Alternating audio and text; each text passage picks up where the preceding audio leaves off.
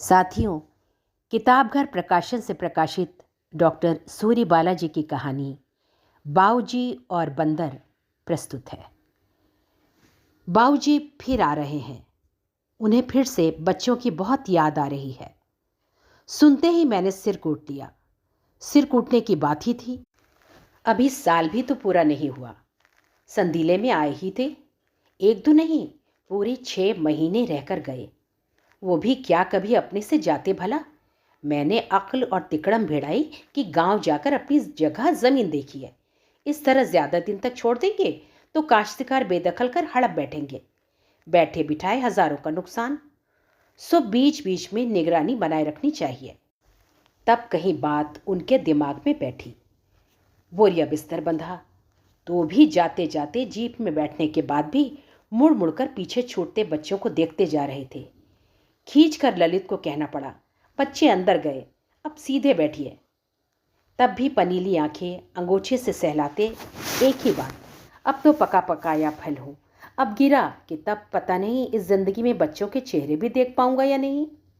अकेले आना जाना भी तो अब अपने बस का नहीं। हाथ पैर बेकार होते जा रहे हैं। वो तो बहु सयानी है कि घर गांव खेत खलिहान का सुध लेने की सलाह दी। सब तरफ ख्याल रखती है। भगवान उसकी बुद्धि ऐसे ही रखे। बस कि यही कि तुम सबसे दूर अब कहाँ देख पाऊंगा। अरे देखेंगे देखेंगे, ऐसी भी क्या बात है। सिगरेट की तलब पर काबू पाते ललित ने लापरवाही से एक चालू फिकरा कसा और कल्पना में ही एक भरपूर कश खींचकर राख बाहर छाड़ दी। घर लौटकर ये सब बताते हुए ललित ठठाकर हंसे थे। जानती हो उस वक्त मैं क्या सोच रहा था? सोच रहा था कि बाऊजी की इस मोह मुद्रा पर अगर एक सच्चे पितृभक्त पुत्र की भांति मैं पसीज कर कह दूं कि आपका मन नहीं कर रहा तो मत जाइए, गोली मारिए उस हील हुज्जतों भरे जमीन के टुकड़े को, चलिए घर वापस बच्चों के पास, तो उनको वापस देख तुम्हारी क्या हालत होती। लेकिन उसकी जगह एक सच्चे पत्नी भक्त की तरह मैंने कहा, अरे अरे आप आएंगे आप। ये कहते हुए ललित ने ज़रूर ईश्वर से माफ़ी मांगी होगी। हे भगवान, माफ़ करना। सब कुछ जानबूझकर भी बाप को ये झूठी दिलासा देने बहलाने के लिए, वरना ये तो मैं अच्छी तरह जानता हूँ कि अब के गए इतने घिसे कलपुर्जे वाली देह लिए कहाँ फिर वापस आने वाले हैं। लेकिन नहीं साहब, सारी हिलती डुलती चूल्हे सहेजे चले आ रहे हैं बाऊजी। हमें खुद पूरा पखवाड़ा भी नहीं बीता इस शहर में आए और बाऊजी बच्चों का मुंह देखने को तरसने लगे। गुजरे 1.5 बरस उन्हें जुगों से बढ़कर लग रहे हैं। हर समय बच्चों का चेहरा उनकी आंखों के आगे टंगा रहता है। पूछो तब आने की क्या ज़रूरत। सोते जागते उठते बैठते बच्चों की बातें, उन्हीं का ख्याल, यानी सारे विरह वियोग की छुट्टी। सो अब उठो और करो बाऊजी के आगमन की तैयारी। पता नहीं ये बूढ़े लोग मोह माया का इतना ओवर स्टॉक क्यों भरे रहते हैं अपने दिल में। जब देखो तब उलीचने को तैयार। इनके दिल न हुए मोह माया के दलदल हो गए। जीना हराम। ललित टोकते हैं, क्या जीना हराम तुम्हारा? ये तो भाई ज्यादती है तुम्हारी। सारे दिन कभी इस कोने कभी उस कोने में सिर गाड़े बैठे रहते हैं। चाय पिएंगे, पी लेंगे। खाना खाएंगे, खा लेंगे। जो खाना तो खा लेंगे, जब खाने को तो खा लेंगे। कपड़े अपने खुद धोकर मैले कुचले जैसे भी बन पड़े फैला देंगे। बेशक, लेकिन कहाँ मुझे तैश में आकर बिफरने का मौका मिला। सीधे बाहरी बरामदे के आर पार गमछे धोती बनियाइनों के बंधनवार सजा कर ना, तब कौन उन्हें वापस अंदर फैलवाता है। ऊपर से गांव के कोल्हू में पिरे तिल का कटोरी भर तेल रोज सिर में चुपड़ने से चिकट हुआ तकिया कौन फटक फटक कर गर्म पानी से धुलवाता है। अरे पूरे कमरे में ही तिल सरसों के तेल की बास ऐसी बसी रहती है जैसे कोल्हू यहीं कमरे में चलता रहा हो। ललित को मुझे चढ़ाने में बहुत मज़ा आता है। तो क्या काम कुछ नहीं करते थे तुम्हारा? दोनों वक्त कुर्ता धोती पहने, छतरी ताने, शानू शौनक को उंगली पकड़ाए स्कूल ले जाना और ले आना। धूप हो, बारिश हो, सुस्ती हो, हरारत हो, पिछवाड़े क्यारियाँ खोद खोद कर कितने टमाटर, बैगन, भिंडी, पालक लगाए थे कि नहीं। और कुछ नहीं तो महीनों में हजारों रुपए का तो बाजार से सौदा सुलभ। मैं तिनकी उसमें से 50 रुपए तो हिसाब किताब की गड़बड़ की वजह से दुकानदार ने झटक लिए होंगे, या फिर जेब से गिरा खिसका दिए होंगे। और तो और, मेहरी के साथ राशन की दुकान भेजती थी तो किस लिए? दुकान से ही मुट्ठी दो मुट्ठी झटक लेने की जो चालाकी बरतती है मेहरी, उस पर बाबूजी ज़रूर निगरानी रखेंगे। लेकिन हुआ क्या? मेहरी तो उल्टे और बेशर्मी से जैसे मुझे बिराती सी हंसती हंसती आई। पता चला अब राशन लेने के बाद वो खुद ही बाबूजी से पूछ लेती है, बाबूजी 2 मुट्ठी शक्कर अपने खूंटे में बांध लूं बच्चन के वास्ते? और जवाब में बाबूजी कहेंगे, अरे 2 क्या 4 मुट्ठी डाल ले, इसमें पूछने की क्या बात है। लेकिन ललित छेड़ने से कहाँ बाज आने वाले, मोर्चे पर डटे हैं। बड़ी एहसान फरामोश औरत है भाई। लेकिन कसूर तुम्हारा नहीं, बीवी बहस पर ही जीती और जीतती आई है सदियों से। सुनते सुनते ही आदमी बेचारे का भेजा खाली हो जाता है, बोलने का दम ही नहीं रह जाता। बहरहाल इतना समझ लो कि ऐसा कोई उपाय नहीं जिससे बाबूजी को यहाँ आने से रोका जा सके। बात सही थी, मुंह लटक गया मेरा, लेकिन दिमाग का चौकस घोड़ा चारों दिशाओं में एड़ लगाता रहा कि चलो ठीक है, अब जब आ ही रहे हैं तो मन के संतोष के लिए ही सही बाबूजी का कुछ तो उपयोग हो। उनके यहाँ रखने रहने के एवज में कोई सहूलियत, लेकिन यहाँ तो माली भी आता है। एक दिन छोड़कर घंटे पौन घंटे को उसके काम में दखल न दे तो ही अच्छा। बच्चे भी अब ललित के प्रमोशन के बाद से हिंदी स्कूल से नाम कटवा कर क्वीन मेरी कॉन्वेंट जाते हैं रिक्शे पर। उन्हें पहुंचाने लाने के लिए भी किसी बाबूजी की ज़रूरत नहीं।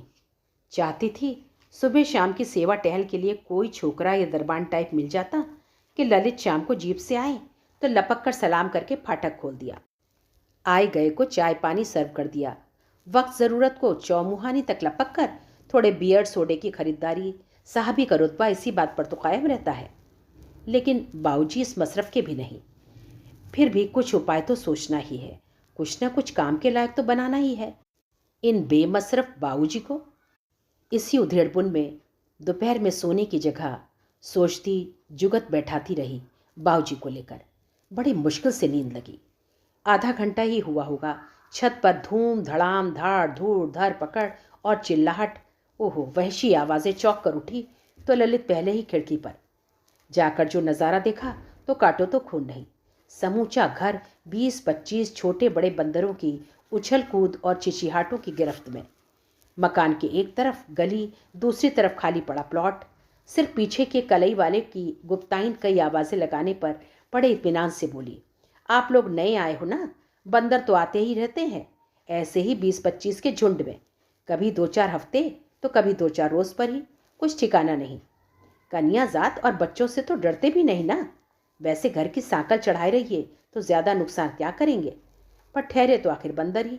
पेड़ पल्लव फूल पत्ते तो तहस नहस करेंगे ही, इसी से तो हम फूल पत्तों के झंझट में पड़े ही नहीं। आपने तो देखती हूँ एक माली रखा है ना, बंद कर दो कल से, बस किटकिट खत्म। कलई वाले के कहने से? हमारा माली तो सरकारी है फोकट का, हम भला क्यों बंद करने जाएं उसे? अहमक पने की बात, वो तो एक दिन छोड़कर सुबह आएगा ही आएगा और फूल पत्ते लगाएगा ही लगाएगा, लेकिन कभी भी झुंड के झुंड इन फिर कर आने वाले बंदरों को भगाएगा कौन? सहसा दिमाग में बिजली सी कौंधी। हाँ ठीक, बाबूजी। और बाबूजी के आने के नाम से दिल पर जो मनोबोझ लदा चला जा रहा था, कुछ हल्का सा हो गया। बोझ और भी हल्का हो आया जब अगले पूरे हफ्ते में 3 बार बंदरों ने धावा बोल दिया। हर 2-4 दिनों में अचानक ही, कभी भी देखो तो मकान के चारों तरफ औघराए हुए हैं। बगल के खाली पड़े प्लॉट में एक दूसरे पर खिखियाते छीना झपटी करते भाग रहे हैं। अमरूद की डालियां झिंझोड़ रहे हैं, टमाटर और बैगन के पौधे नोच उखाड़ रहे हैं। अकेली मैं और शानू शौनक छोटे छोटे। एक आध बार खिड़की के पीछे से डंडी दिखाई भी तो ऐसे दांत किटकिटाए सबने कि अंदर तक रूह कांप गई। न डर पर काबू न गुस्से पर। बारी बारी हर खिड़की रोशनदान से लगी अपने नए नए लगाए बगीचे की बर्बादी देखती, खुद ही पिंजरे में बंदर की तरह खौखियाती रहती। कई कई बार तो घंटों घर पर दरवाज़ा ही नहीं खुल पाया, चारों तरफ खौखियाते बंदरों की वजह से। तब बाबूजी के आने के ख्याल से मन हल्का हो आया। तो बाबूजी आए। खैर वो तो आते ही आते। शानू शौनक ने आते ही आते उन्हें वो छड़ी दिखाई। जानते हैं ये क्या है? ये छड़ी है, मम्मी ने रखी है आपके लिए। हाँ, बाबूजी सिर हिलाते प्रसन्नचित्त छड़ी का मुआयना करने लगे। इसे लेकर टहलने जाया करूँगा। कभी कभी कुत्ते लग जाते हैं पीछे। तो कुत्तों को मारने के लिए थोड़ी ना, बंदरों को भगाने के लिए। इससे आप बंदरों को भगाया करेंगे। बंदर? बंदर कहाँ है? बाबूजी ने कौतुक से पूछा। आते हैं बहुत सारे कभी कभी। तब हम दोनों को और मम्मी को बहुत डर लगता है, लेकिन मज़ा भी खूब आता है जब वे पिछवाड़े के प्लॉट पर कला मुंडियाँ खाते हैं और एक दूसरे के ऊपर खौखियाते और झपटते हैं। आप देखेंगे तो आपको भी खूब मज़ा आएगा, है ना शानू? लेकिन अपनी ऐनक संभाल कर रखिएगा, शानू ने हिदायत दी। अच्छा अच्छा। वो बड़े चाव से बच्चों की बातें सुनते हैं, फिर बक्सा खोलकर उसी चाव से प्लास्टिक से मढ़ी हनुमान जी की एक फ़ोटो और काले कपड़ों का एक हाथी निकालकर बच्चों को देखो मैं तुम्हारे लिए क्या लाया हूँ के अंदाज में थमा देते हैं। बच्चे दोनों चीज़ें लापरवाही से उछालते हुए कहते हैं, इसका हम क्या करेंगे? अमिताभ बच्चन का फ़ोटो नहीं था आपके पास? बाबूजी अपनी रौ में बच्चों को हनुमान जी की महिमा समझाने लगते हैं। शौनक ने चिढ़ाते हुए कहा, जानते हैं सारे के सारे बंदर ना पीपल वाले हनुमान मंदिर के अहाते से ही आते हैं। सारी खुराफात उन्हीं हनुमान जी की है। बाबूजी बच्चों की बातों से निहाल मगन मन बक्से में से सब्जियों के बीजों की कुछ पोटलियां निकालते हैं। बच्चे देखते ही फिर वापस से चहकने लगते हैं। वापस रखिए वापस, कुछ नहीं बोना शोना है अब। आपको पता नहीं पापा का प्रमोशन हो गया है, अब हमारे यहाँ माली आता है। आपको अब सिर्फ बंदर भगाने हैं और कुछ नहीं, समझे? क्या खाक समझे? तीसरे दिन ही मेरी और बच्चों की नज़रें बचाकर माली के पास पहुंच गए। दुआ सलाम जान पहचान हुई। क्यारी बनाने में चूक होती देख हथेलियों में खलबली मचेगी ही। अब बारी बारी कुदाल खुरपी फावड़ा लिए भुरभुरी मिट्टी वाली क्यारी संवार रहे हैं और माली जामुन के पेड़ के साए में बैठा बीड़ी फूंक रहा है। सिर पीट लिया कि फोकट का ना रहा होता तो फौरन छुड़वाकर 150 रुपयों का नफ़ा करती। शाम को बहाने बहाने से झल्लाई, उनकी बुढ़ौती और उनके बेटे की अफसरी का हवाला दिया कि अब इतने बूढ़े हुए कुछ तो अकल से काम लें। सुनते ही इस तरह आज्ञाकारी भाव से सिर हिलाते रहे जैसे मैं उन पर नहीं किसी हद दर्जे के निकम्मे नकारे पर झल्ला रही हूँ और वो खुद उस आदमी की बेगैरती और नासमझी पर तरस खाते मेरी हाँ में हाँ मिला रहे हों। अगला दिन खास बेसब्री से कटा उनका। बार बार बच्चों से पूछते, माली नहीं आया? बच्चे भी खींचे, आपसे कहा ना माली एक दिन छोड़ कर आता है, आज नहीं कल आएगा। तीसरे दिन माली आया तो अंगोछे से सिर ढांपे सो रहे थे। बच्चे होमवर्क पर। मैंने राहत की सांस ली, लेकिन आध घंटे बाद ही बच्चे बेतहाशा चिल्लाते हुए आए, मम्मी मम्मी बाबूजी ने झाड़ी काटने वाली कैंची से हाथ काट लिया, फलाफल खून बह रहा है। भाग कर देखा तो सिर झुकाए नल के नीचे हाथ से रिसती खून की धारा धोए जा रहे हैं। मुझे देखते ही धोती के छोर से उंगली का जख्म छिपाए सहमे बच्चे की तरह सरपट अपने कमरे की तरफ भागे। पीछे पीछे शोर मचाते बच्चे। हाँ, अब मज़ा आया ना? तब तो कैसा खुश होकर खचा खच झाड़ी काटे जा रहे थे। हमारे मना करने पर कहते थे, अरे कुछ नहीं होगा। अब बोलिए जी। वो उसी तरह खिसियाई हंसी के साथ उंगली धोती के छोर से दबाए दबाए शौनक से अपने हजामत के डिब्बे से फिटकरी की डली निकालने के लिए कहते रहे, जिससे रिश्ता खून रुक जाए। अब अपना मन कहाँ मानता है। हाथ झीक कर मरहम पट्टी करनी ही पड़ी, नहीं तो गुस्सा तो इतना आया कि बस। आखिर चौथे दिन बंदर आए। मुझे चैन पड़ा। बच्चे थे उस वक्त घर पर। देखते ही चिल्लाए, बंदर आए बाबूजी, चलिए छड़ी लेकर बंदर भगाइए।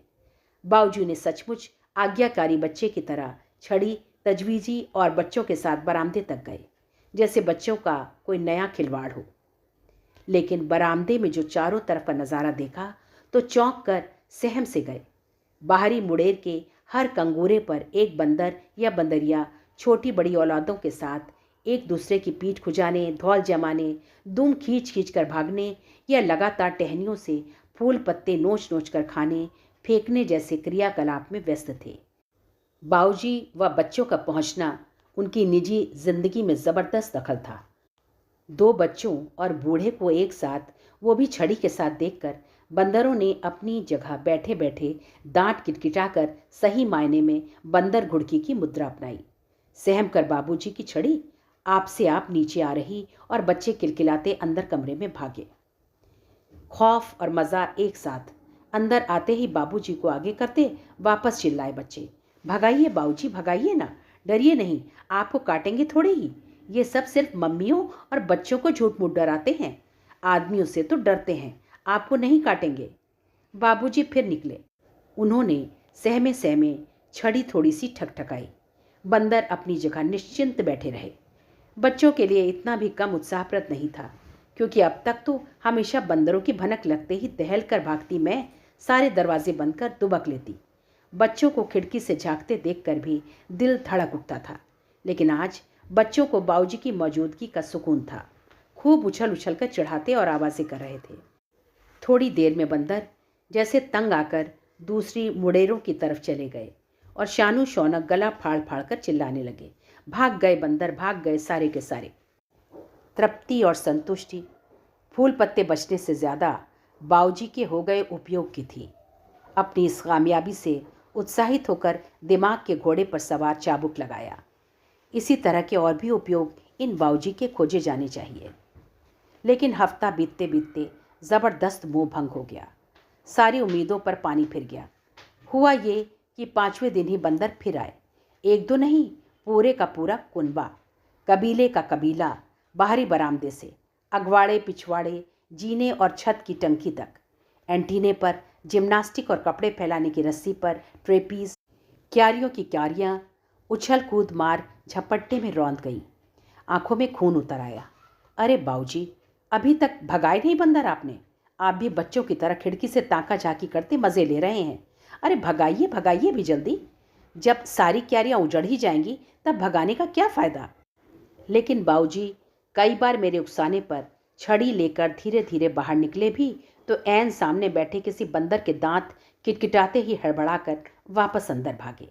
भागने में धोती का सिरा मुडेर में निकली कील में फंसाकर फड़वाते आए। उसके बाद तो लाख उकसाया, अंदर से ही हिट हिट करते रहे।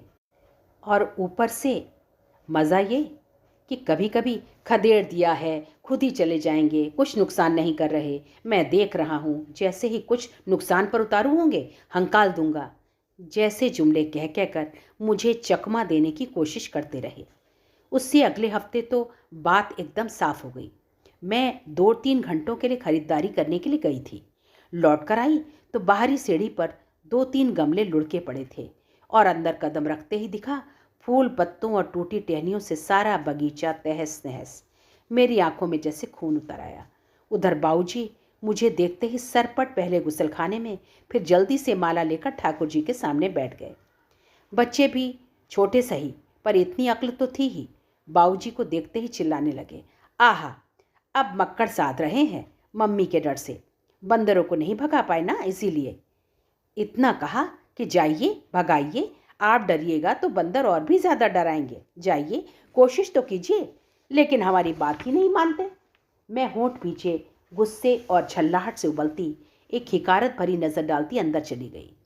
ललित से कुछ कहना तो भैंस के आगे बीन। सिर्फ मस्खरी, सिर्फ टिकारी। उबाल उतरा बच्चों पर। होमवर्क कराते कराते मुद्दा बच्चों ने ही उठाया। बगीचा कितना ख़राब हो गया है ना। तुम तो कहती थी बाबूजी बंदरों को भगा दिया करेंगे, लेकिन वो तो खुद ही कितना डरते हैं। गुस्सा भभका अब पूरे उफान के साथ। इतना डरते हैं तो जाए वापस गांव और उड़ाए जाकर खेत में चील कौवे, हमारे किस काम के। वही कहावत है कि। कहावत तो बच्चों का ख्याल कर मुंह के मुंह जब्त कर गई। पर मम्मी की उबाल खाई मुखमुद्रा और कुछ गांव वापस जाने जैसी भनक बाबूजी तक पहुंचाई उन्होंने ज़रूर। वैसे भी मेरा बाबूजी से डायरेक्ट कम्युनिकेशन सिर्फ चाय पानी नाश्ते खाने के पूछने तक ही होता था।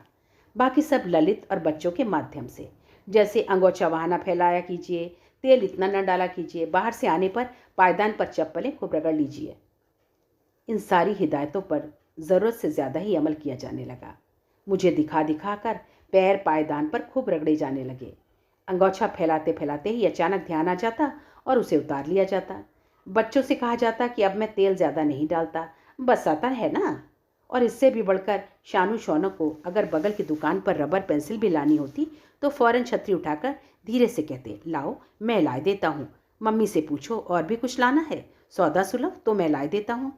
इतना ही नहीं, माली के आने से पहले ही वो जी जान से तहस नहस पौधे क्यारियाँ सुधारने भी लगे थे। लेकिन बंदर फिर आए 4-6 दिनों पर। फिर उजाड़ी क्यारियाँ उन्होंने और फूल पत्ते नोच डाले। मैं कमरे की खिड़की से झांकती, होंठ काटती, कमरे में चहलकदमी करती रहती। बाऊजी की विचित्र हालत, सही मायने में बगले झांकने वाली। यूँ मुझे दिखाने के लिए ही बाहर निकलने का दरवाज़ा ज़रा सा खोल झांकने झुकने की कोशिश भी करते, लेकिन बंदरों के ज़रा सा दांत निकालते ही खौफ खाए से दरवाज़ा बंद कर लेते। फिर मेरे सामने पड़ने से कतराते, बहाने से किसी कोने में दुबके रहते। मेरी खींच और झल्लाहट अब बौखलाहट में तब्दील होने लगती। अजब दांत पीसती पीसती बेबसी का आलम था। इस आलम में सबसे ज़्यादा आंतरिक संतुष्टि तभी मिलती जब बच्चे बाऊजी को डरपोक कहकर चढ़ाते होते। असल में मेरा तो पूरा प्लान ही फ्लॉप हो रहा था ना। ऊपर से न दिखाने पर भी मेरी बेसब्री बेरुखी बाऊजी के सामने साफ हो गई थी। यूँ तो पहले भी बाऊजी से मुझको कौन सी बड़ी अपनापे भरी बात करनी होती थी, लेकिन अब तो जैसे पूरी किलेबंदी। वो अपनी तरफ, मैं अपनी तरफ। नाश्ता रखा है, खाना लगा है, नाश्ता खाना उन्हें दिया नहीं जाता, उनके सामने डाल दिया जाता है। वो खुद भी चुपचाप खा लेते और खिसक जाते। एक दिन होमवर्क करते करते बच्चों ने कहा, अब तो आप अपने गांव चले जाएंगे ना? क्यों? क्योंकि आप तो बंदरों को भगा ही नहीं पाते, उनसे डरते हैं। बाऊजी थोड़ी देर हक्के बक्के से बैठे रहे। उनकी समझ में नहीं आया कि अपने बचाव या सफाई में क्या कहें। कुछ लम्हों बाद जैसे बच्चों को कुछ नई बात बताने के से अंदाज में बोले, बंदर हनुमान जी के अवतार होते हैं। इस पर बच्चे खिलखिलाकर हंसने लगे। बाऊजी बौड़म की तरह उनका मुंह देखते रहे। उन्होंने इसकी उम्मीद न की थी। सोचा था बच्चे पक्ष में विपक्ष में कुछ तो बोलेंगे और इस तरह बात चल निकलेगी, लेकिन बच्चों ने खिलखिलाकर पारी समाप्त की घोषणा कर दी। बाऊजी चुप बौड़म से बैठे रहे। फिर उदास से उठे, छड़ी उठाई, चप्पलें डाली, बाहर इधर उधर यूं ही डोलने निकल गए। फिर वापस। एक जगह स्थिर से बैठते भी तो नहीं, जब देखो यहाँ से वहाँ चलायमान, बच्चों के पीछे पीछे साए से डोलते। अब तो बच्चे भी जैसे जान छुड़ाने की फिराक में। पहले छोटे थे तो उनकी उल्टी सीधी बातों पर हंस हंसा लिया करते, लेकिन अब फटर फटर इंग्लिश आ गई, तंग आकर कहते, आपका जो खत्म हुआ या नहीं, और हंसने लगते। अब बच्चे छोटे तो नहीं, पढ़ाई लिखाई, खेल कूद और तमाम दूसरे काम। फिर होमवर्क के लिए मैं पूरी पाबंद। उसी समय एक समय बच्चे भी ज़रा स्थिर घर में। बस बच्चों का होमवर्क करते देखते ही बाबूजी चुपचाप एक किनारे आ बैठते। भापते भी रहते कि मैं आसपास तो नहीं। फिर बच्चों से कुछ न कुछ बातें करने की कोशिश करते, जैसे ये जो तुम्हारे पापा हैं ना, ये मेरे वैसे ही बेटे हैं जैसे तुम दोनों इनके। वो भी छोटे थे तो मैं उन्हें वैसे ही डांटता था जैसे वो तुम दोनों को डांटते हैं। फिर सोचते हुए धीमे से जोड़ते, बहुत डरता था वो मुझसे। या फिर कभी जैसे वो तुम लोगों के लिए चॉकलेट बिस्किट लाते हैं, वैसे मैं भी लाया करता था उसके लिए। मैं तो बाज़ार की सबसे महंगी हैट और गेटिस वाली निकर लाया था उसके लिए। फिर एक दिन उन्होंने बहुत जोड़ तोड़ बिठाकर बच्चों के सामने वो वाक्य बोल डाला, अगर मैं गांव चला गया तो फिर तुम लोगों को कहाँ देख पाऊंगा, और अधीर चेहरे से बच्चों के जवाब का इंतज़ार करने लगे। लेकिन बच्चों को इसमें कोई गौरतलब बात समझ में आई ही नहीं। उन्होंने सुना, हामी में सिर हिलाया और वापस झुककर होमवर्क करने लगे। बाऊजी बैठे रहे। अचानक उठे, बड़े बिजी होने के अंदाज में चप्पलें डाली, छतरी उठाई और निकल गए। इधर भी किसे होश हवास, तमाम ज़रूरी काम। काफ़ी देर हुई तो ख्याल आया, डर ये कि बूढ़ा ढिल्ला शरीर कहीं पैर ऊंचे नीचे न पड़ गए हों। तब तक पायदान पर चप्पलें रगड़ते दिखे। किधर गए थे?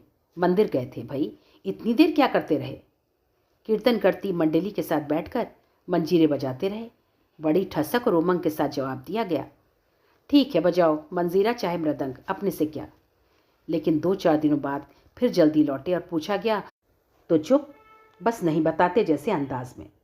बाद में ललित ने हंसते हुए बताया कि वो कीर्तन मंडली चली गई और दूसरी में उनका अपना मंजीरे वाला है। सो उदास हो लिए थोड़े बस। तो भी क्या, मंदिर तो है ही हनुमान जी का पवित्र स्थान, जाकर बैठे रहते हैं, क्या पता कभी मंजीरे वाला गैर हाजिर हो। फिर एक दिन मेहरी बोली, कौन बाऊजी?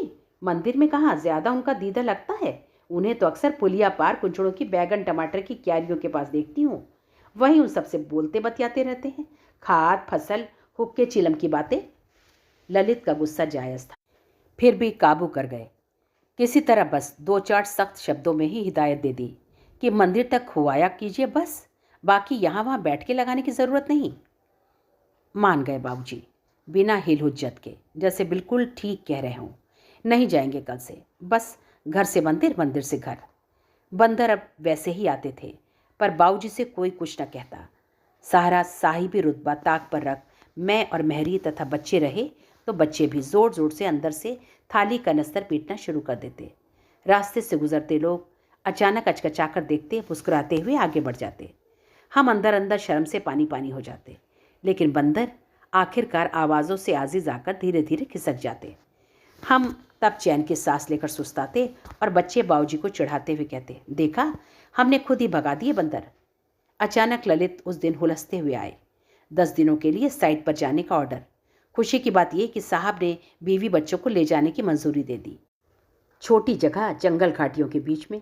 कॉन्ट्रैक्टर सुपरवाइज़र हाथ बांधे खड़े रहेंगे, पैसे काटेंगे अलग, खासी पिकनिक, और सबसे बढ़कर घर की रखवाली के लिए 15 रुपये रोज़ का चौकीदार ढूंढने की ज़रूरत नहीं।